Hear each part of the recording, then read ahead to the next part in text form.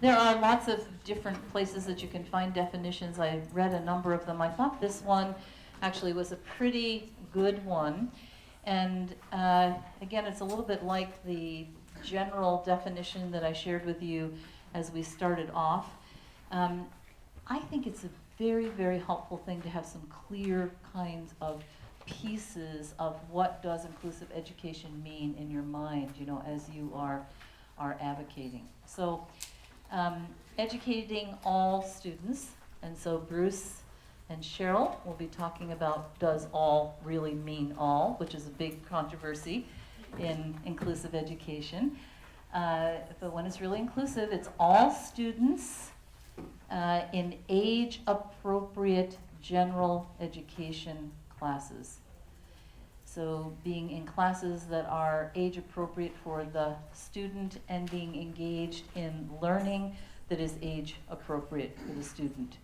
Lots of times you'll see kids in age-appropriate classes, but they're doing things that would be typical of peers who are much younger than them. So, you know, a high school class that I recently visited, age appropriate. There's a 15-year-old in a grade 10 class with an intellectual disability. That was age appropriate, but what was he doing? He was doing puzzles that were designed for about 3 and 4-year-olds in the back of the classroom.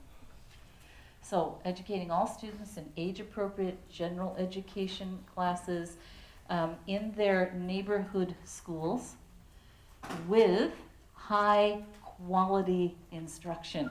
This is what we would hope for all of our students. Not that you would just be present and not really learning and you know, engaging with the rest of the class, which does include supports, accommodations, which we'll hear more about from Cheryl tomorrow, so that all students can be successful in the core curriculum. So it's not a special curriculum, it's the core curriculum that all of the students are studying.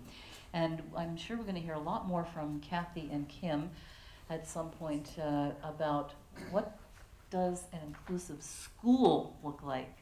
But I just did want to add this because I thought it's a very beautiful image. Inclusive schools have a collaborative and respectful school culture where students with disabilities are presumed to be competent, develop relationship with peers, and are participating members of the school community. So I would encourage you to take a little bit of time with the different pieces of this definition, thinking about them. You know, you can read something and say, oh yeah, I know what that means. But I found myself in positions where I'm being challenged about the idea of inclusive education, and I have to be able to speak to these using my words with really clear understanding. So it's just something to give a little thought to. We were asked to talk a little bit about the essential elements of inclusion. I said I'd start because when you're the superintendent, the buck stops and starts with you. And I say that facetiously, but I say it seriously. So what keeps me up at night is knowing that. So every day that I know I have students that aren't in my school district, that's really my problem. And that's a leadership issue. And so for administrators that are here, I say this, if you're not serious, please don't choose administration. I just said this, it was a real upper at my last retreat last week with my administrators. I started out and I said, I'm so glad to have you all here, and if you don't want to work just countless hours and you don't want to be creative and you don't want all students in school, please let me know. You can go back to teaching or you can go work somewhere else, but I'm gonna need you not to be on the team. And we all kind of chuckled, but there's a certain amount of that. It's really a leadership issue, what you're going to hear about how inclusive education is or isn't working. And I take that personally. And I think behind leadership comes courage. What we need to do takes a lot of courage. It's not always well regarded. There's not a lot of people excited about what we are going to talk about this weekend. It takes courage. And someone said to me the other day, you know what your problem is? And I was really excited because they said problem singular. And usually, like, I have a lot of problems with SSS on the end. So I said, no, what? And they said, there's a fine line between courage and stupidity. And you seem to have one foot on either side of that line on any given day. And I thought, yeah, that's really true.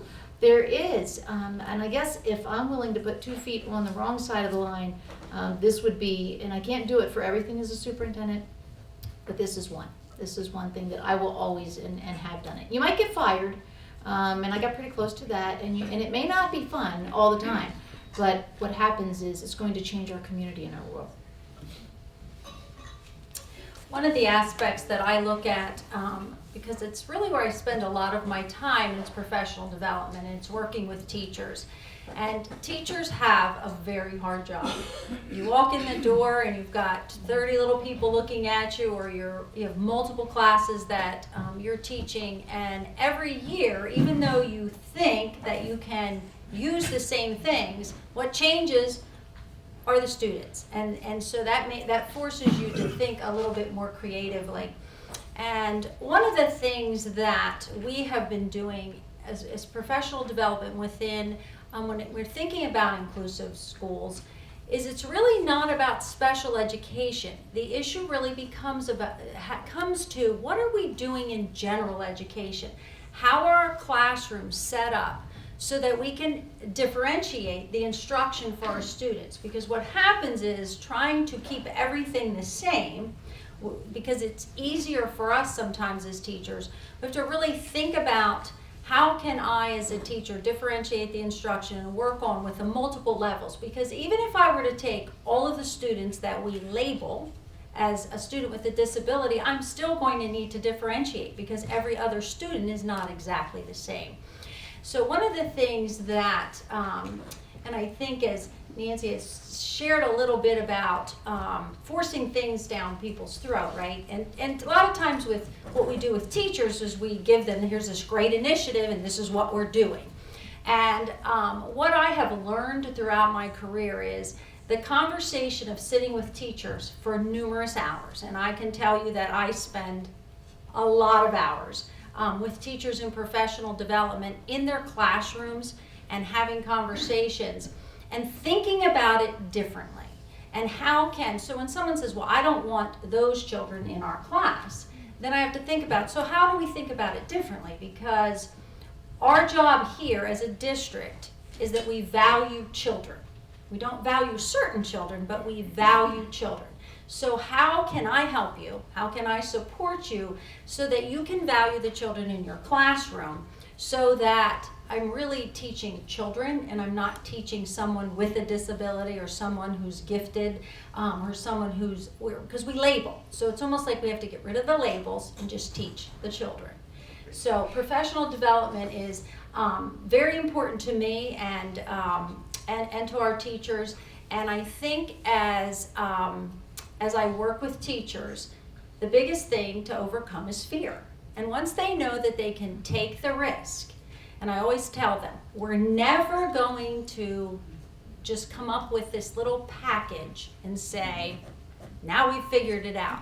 Every year, every child, every classroom, every day, we're going to have to start over. So what happens with a student who is a discipline issue, or we look at he's a troubled student, or he's always active, or he's this, or all the things that we do, is the strategy I use today may not work tomorrow. The strategy I use for 3 weeks may not work in a month. So when I think about it differently, and I realize that it's just something that I'm just going to not give up. I'm just going to keep coming up with different ideas, and they'll work for some children and not always others. And sometimes it'll work and sometimes it won't. When I think about it differently, then I'm not frustrated. But when I'm trying to make it perfect and make it just if I just do A, B, and C, then my life's going to be easier.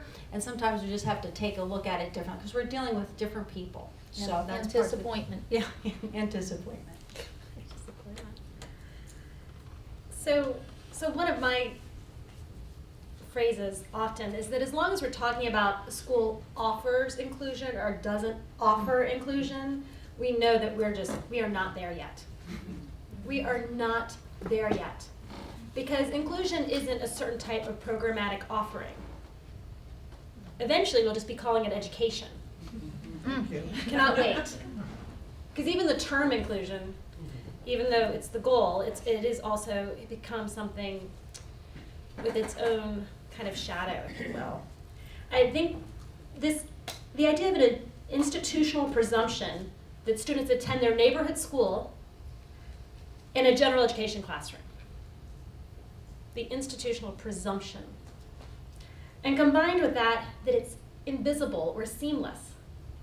That when it's going really well, even pretty well, it wouldn't be that that is the inclusion classroom, that's what we have in Georgia. The inclusion classroom is located down there. Down there. But that it's something that we are doing seamlessly. It happens almost, obviously not with a whole lot of work, but in an invisible way. And that one of the things as an attorney and somebody really supporting a lot of families, it's deeply frustrating, is what a lot of parents start off fighting for, which is inclusion, is what they spend the entire educational journey advocating for. So they're getting over the hump for inclusion to what are the grade level content being taught, or what is the accessible content, or what's the job, or how are you going to get on student government? Like you know what I'm saying? Like we're still arguing getting in the classroom. And so those would be my first two big ones, would be the presumption and that it be seamless.